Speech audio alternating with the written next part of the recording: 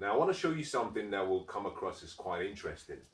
I'm going to give you two different symbols. The first symbol I'm going to show you is that.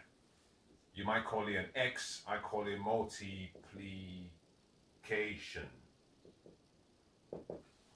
And then I'm going to give you another symbol that I'm going to call that. Now you might call this plus. I'm going to call this addition. I'm Mensah Oteh, and I'm delighted to be here with you again. I want to share an idea, and I believe this idea has the potential to radically change your view and your perspective about a number of areas of life, particularly the area of financial freedom and wealth. We're going to be talking about wealth, and more importantly, the creation of wealth.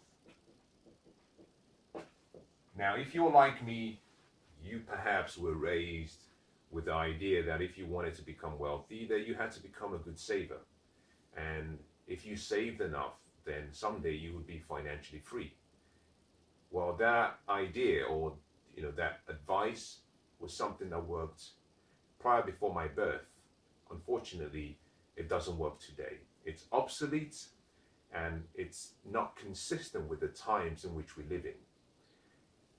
And the reason I've actually started with two separate symbols is simply to demonstrate the power and the potential in using words. Now, multiplication is the same symbol or has the same symbol as addition. There's one subtle difference. Both of these are the same. However, one is rotated differently. Now, if I rotate this X and I keep rotating it until both sides are along the vertical and the horizontal, what people might call the X and the Y axis, then I take this symbol from being multiplication to being addition, just simply by rotating the symbol. Now, in the same way, you've got to change your mindset slightly by simply rotating your views about wealth. If you're going to try and save your way to wealth, you don't stand a chance. And I'll explain the reason why. But if you're willing to be patient, if you're willing to simply be open to new ideas, and if you're willing to simply shift your perspective, what you do is you can take the same opportunities you have, and that propels you into what we call invest. Now, investing is the pathway to wealth. That is how wealth is created.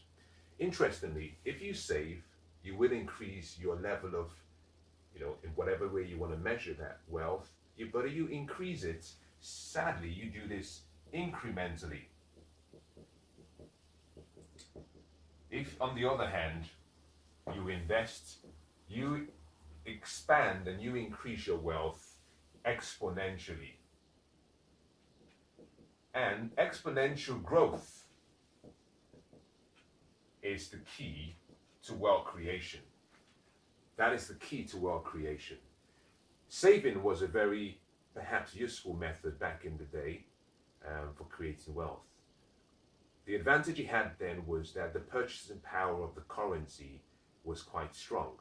Now, we live in an economy now whereby most governments have the authorization and the ability to print money. Now, this causes a problem. The English pound is the oldest currency in the world right now, but unfortunately, the English pound is no longer backed by gold. Now, that poses a question. Similarly, if you look around most continents, the American dollar is not backed by gold. That poses a question as well. What that means is that what we have is something we call paper money. Paper money with someone's face, usually a dead person's face, in most countries. And unfortunately, for the consumers like us and citizens of any country, the money we walk around with, as we hold on to that value in paper form, it continues to reduce its purchasing power. Therefore, if you're thinking about saving your way to wealth, you don't stand a chance. And let me explain why. depending on the bank you you you know the institution you bank with, the interest rates might vary. Now, from my bank and the letter I received from the bank not too long ago, I was informed that the new interest rate for my saving was 0.025. Now, watch this very carefully. Now, this means that if I have £1,000 in my account and I kept that £1,000 from the 1st of January, by the end of the year, by the 31st of January, at 0.025, I would have earned £25, meaning that my total amount that I have now will be £120,025. Not bad. Not bad, you might say. But watch this. If I were to take this same, now this is based on a saving option. If I were to take this same £1,000 and I simply put this in an investment that paid perhaps a 10% return, and I'm going to use 10% just to keep it simple, but I could also use 8% or 6%. But let's say, for example, if you found a really good investment at 10%, what you now have is, at a 10% annual rate of return, you have the same £1,000, but this time around it produces £100 as interest, meaning that your total amount that you have at the end of the year is 1,100. Now, but that's just for 1 year. The advantage of investing for the long term is simply because you can maximize and you can use a principle called compound. Compound. Now think about this. Think about this. If every single month, in addition to the £1,000 you have, if every single month you added an extra 100 to the 1,000 you had. Now let me just start with a clean slate to make this a little bit more understandable. If you had £100, which you were going to save every month, and you did that consecutively for 12 months, at the end of the month you would have 1,200. If you did this every single year you would have 1,200. By the end of the year, at 0.025%, you would have an increase to the total amount you've saved. On the other hand,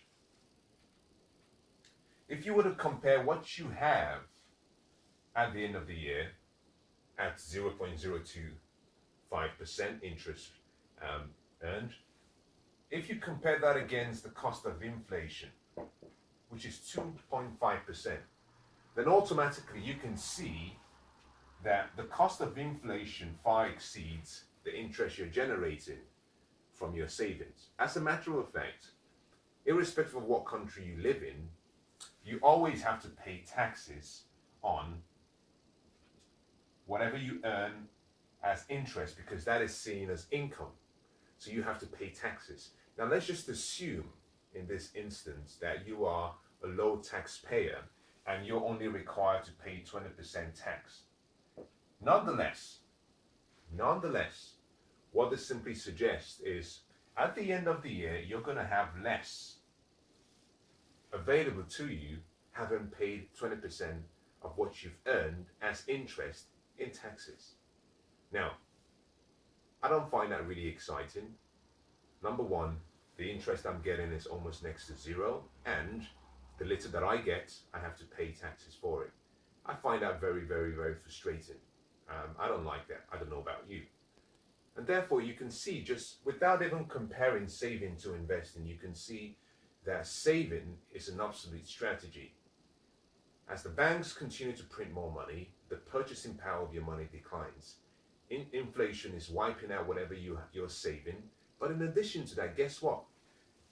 At the start of the year, if you had 1,200 and you could buy something worth 1,200, because of this regular decline in the purchasing power of the currency. Now, some currencies are much stronger. What you find is what you could buy for 1,200 in January, by the time you get to December, you might find that that 1,200 may only be able to buy you something worth about 900 and 890 pounds of value compared to what it would have been able to buy at the start of the year. So inflation wipes it away. The value of what you can get for the same amount declines, which means that in every way possible, saving is perhaps not the best solution and strategy that you should consider. Now, what is the option? What are the alternatives you have? I'm of the view that if you want to do well, if you want to be successful, if you want to be financially secure, you have to develop what I call the habit of being a compulsive investor. Now let's go back. We say you have £100. Assume this £100 is something you set aside every single month, meaning at the end of the year you have 1,200. Now, let me paint this picture for you so you can just get it. And let me compare this to the previous option we had. Let's assume you're saving and you do this for 40 years.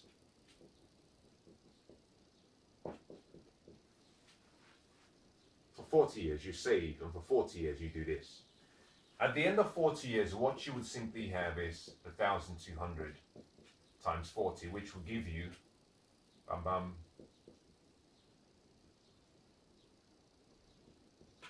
now forgive me, I'm going to do some elementary maths here. As you can tell already, I'm not that smart. So 48.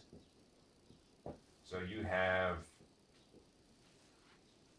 £48,000 in 40 years. In 40 years, 48,000. But obviously, every year you had a 0.025% increase. If you factor this in, you're probably going to be looking at something in the region of about, probably about 61,000 at the most. Now, I haven't taken the time to calculate this, obviously. £61,000 in 40 years.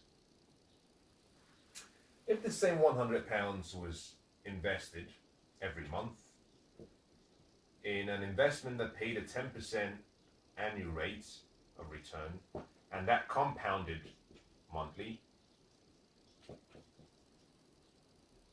in 40 years, this £100 will be worth about 1.1 million, between 1.1 million and 1.2 million pounds. Now, compare this against £61,000.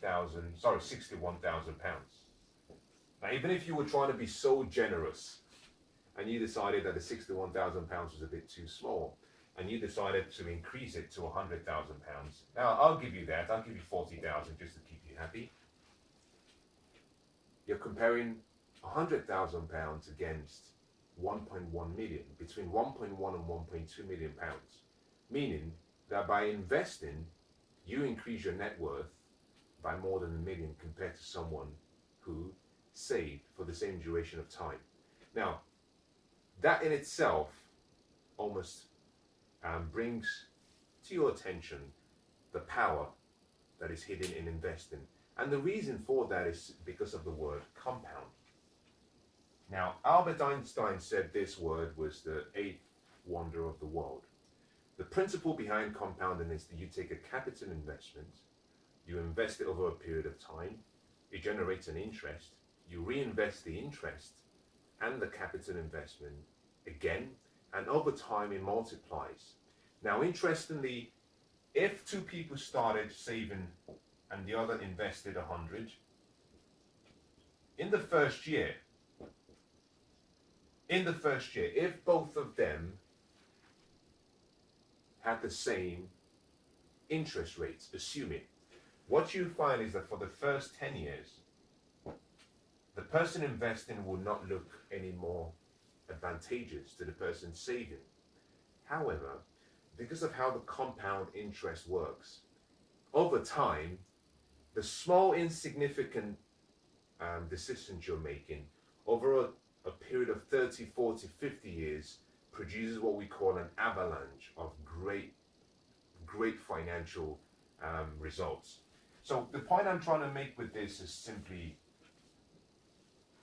saving is an obsolete strategy to creating wealth. You cannot save your way to wealth and still maintain the lifestyle, the health, the happiness, the joy that is needed to enjoy what you've saved when the time comes. So, in conclusion, what I'd like to say is this: become an investor. The wealthy do not save actively. The wealthy save passively. I'm not going to lie and say that they don't save at all. There is some element of saving, and part of that is a passive method with a purpose. And let me explain why that is. You see, poverty is simply a decision. You earn, you spend, you save. And this is the key word here, save. Most people remain poor because the first thing they do when they get paid is they spend. Once they've paid off all of their expenses and responsibilities, unfortunately at the end of the month, at the end of the year, there's very little to save. So most people remain poor because they don't have anything to save. But even the little that is available, they save. Now, because this number is so small, what most people do is they save for the long term. Now imagine this: you earn 1,200, you spend 1,150, you have £50 every month. Over 12 months, you have £600. Now, for someone who has £600, he might think he has to save for 10 years first to be able to get £6,000 before he can start investing. Now, that is a trap in itself. Now, the wealthy, on the other hand, what they do is they earn, but the first thing they do is they invest.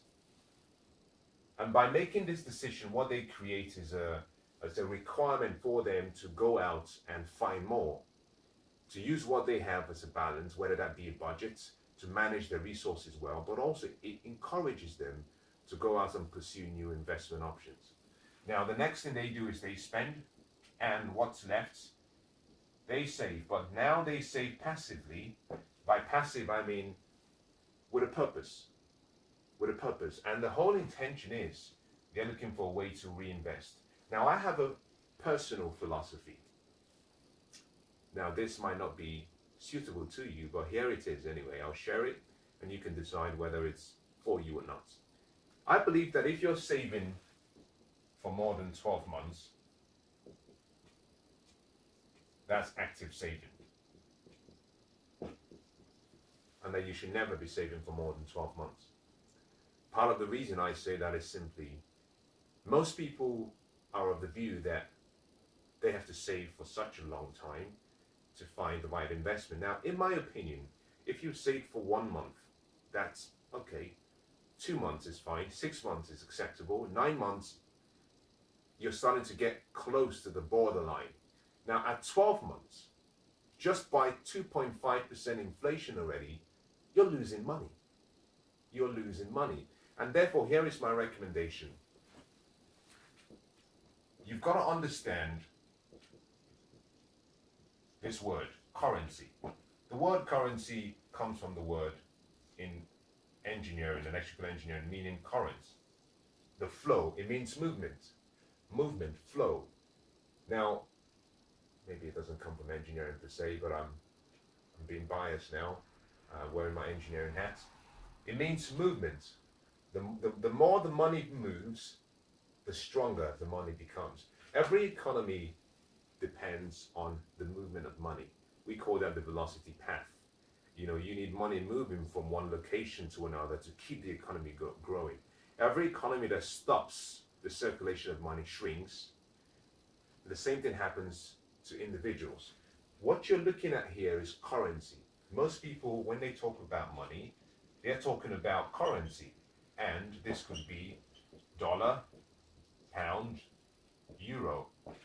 Now, here is the point I'm trying to make with all of this reference. If you're going to save for more than 12 months, you need to find a way to change the currency. Because Paper form currency depreciates. The more they print, the lower the value of that money. So you've got to find a way to hold the value of that money. And in my opinion, one of the best ways of holding is to go for what we call God's money. Now, God's money comes in a number of ways. One is real estate. And really, when we're talking about God's money, I'm talking about land. You know, we've called real estate various things. You know, that includes buildings, it includes air, it includes various things. But really, what I'm referring to is land. That's God's money, land. You also have gold, you have silver, and all the other precious metals. These items, in most locations, especially gold and silver, have maintained their value over time. Now, I don't know when you're going to be watching this, so you've got to, seek professional advice. But my view is right now, today, 2017, if you want to hold your money for long, change the currency. Move the currency away from paper and have it in another form that can hold its value. Now, the reason I suggested these two other options is because money can be reprinted. You can reprint money, and you can reprint, and at present there is no limit on how much can be reprinted. Gold, on the other hand, is finite, meaning there's only a fixed amount of gold in the world. Silver is finite, but also silver is a consumable metal. There's less silver in the world today because we use it for various things. And therefore, the demand supply on silver is really high. There is not enough supply of it, and there's a high demand of it. And therefore, it can hold its value. So my recommendation is simply this. If you can, get your currency in money format and move it into gold, move it into silver. Now, you may not be able to go into real estate if you don't have a lot of money because you need some capital investment. But if you do, depending on the location you're in, my recommendation is perhaps, hold your money in real estate or property investment. Obviously, that doesn't apply to every single area in the world. There's some areas that have great demand for real estate. The advantage real estate has is it's only as valuable as you have jobs. And by that I mean work. And it's only as good as you have education. And primarily I mean higher education. Because with education you have students. And whenever you have a lot of students, you have a lot of workers. You have infrastructure. And all of those creates jobs. And as a result of jobs, you need housing. And if housing is on high demand, if there's a demand for higher housing, real estate becomes very attractive. So if you have a lot of money, I would say move to real estate. Reason being, it's an investment. Gold and silver are not investments. They are where you hold your money. It's like a holding tank. Yes, it retains its value and it might increase in value, but it's not an investment. With real estate, you can get a return for your investment. With gold and silver, your money is held and secure. There might be an appreciation, however, it's not an investment. So let me summarize by saying this. Saving should be done passively. It should never be done actively. If you're going to save for less than 12 months and save with a purpose. Now, for those of you who perhaps are thinking, I don't have a lot of money to invest, the key thing about this is find partners. You don't have to do this alone. Never try to live your life with one mind alone. We have 7 billion minds around the world today, and some of them are really, really, really, really well developed. So find the right people who have a similar purpose or goal, vision like you do, and collaborate. You see, the really successful and wealthy people do not compete. They collaborate. Collaboration creates wealth. You're only as good as the team you have around you. I did this for so many years. I was trying to do every decision on my own. I've since learned that it's a really, really slow and a really, really shallow way of living. You're only as good as the people you have around you. So find people who have a similar vision and collaborate with them. As long as you're getting a return that is greater than the inflation rate, I think you're doing well. So stop waiting to invest in a really great opportunity where you can get 10% or 7% or 8% or 15%. Start where you are, because the money in your bank account is depreciating. The bank is offering almost nothing to hold your money, and you're being taxed. So simply go back to what I started with when I said you have two symbols: multiplication and addition. Rotate the symbol, change your perspective, and go away from saving and become an investor. I hope that helps.